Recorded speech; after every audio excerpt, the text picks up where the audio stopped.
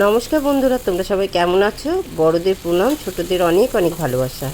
Hotchpotch রান্নাঘরে চটপট আমি আরেকটি রেসিপি নিয়ে চলে এসেছি। তোমরা দেখতে থাকো, শেষ অবধি দেখো।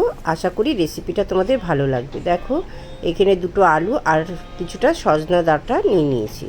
এই ডাঁটাটাকে ভালো করে ছাড়িয়ে আর আলুটাকে লম্বা লম্বা করে কেটে নিয়েছি। এবারে দেখো, কড়াইতে তেল দিয়ে দিয়েছি আর কালো জিরে আর কাঁচা লঙ্কা ফোড়ন দিলাম, তারপর পেঁয়াজটা ফোড়নে দিয়ে দিলাম। দিয়ে সামান্য একটু নেড়ে চেড়ে নিলাম, কালারটা চেঞ্জ হয়ে গেল পেঁয়াজের। এবার আমি আলু দিয়ে দিচ্ছি, আলু আর সজনা ডাঁটা একই সাথে দিয়ে দিচ্ছি। দেখো, এবার আমি একটুখানি ভেজে নেব।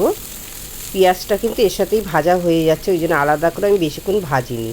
এইবারে দেখো, আমি নুন দিয়ে দিলাম, স্বাদ মতো নুনটা দিতে হবে। বন্ধুরা, সজনা ডাঁটার এই চচ্চড়িটা খেতে এত অপূর্ব লাগে গরম ভাতের সাথে, তোমরা একবার এইভাবে বানিয়ে খেয়ে দেখো। এবারে দেখো বন্ধুরা, অনেকটাই ভাজা হয়ে গেছে সজনা ডাঁটা আর আলু।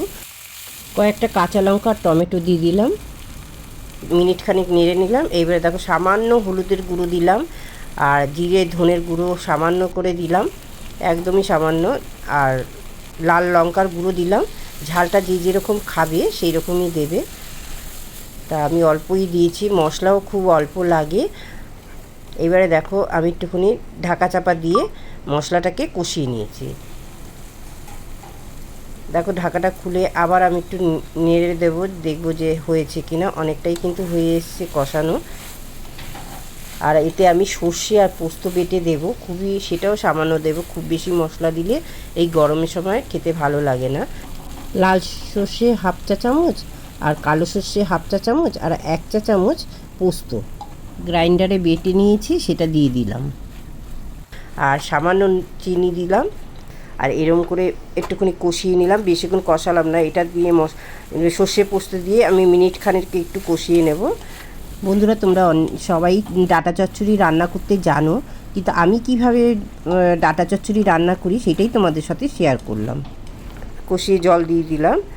এবার একটু ঢাকা চাপা দিয়ে দেবো। এবার আমি ঢাকাটা খুলে দেখো, জলটা কিন্তু অনেকটা শুকিয়ে গেছে। এবার আমি ধনেপাতা কুচি দিয়ে দিলাম আর কাঁচা তেল, এখানে 1 টেবিল স্পুন কাঁচা তেল দিয়ে দিলাম।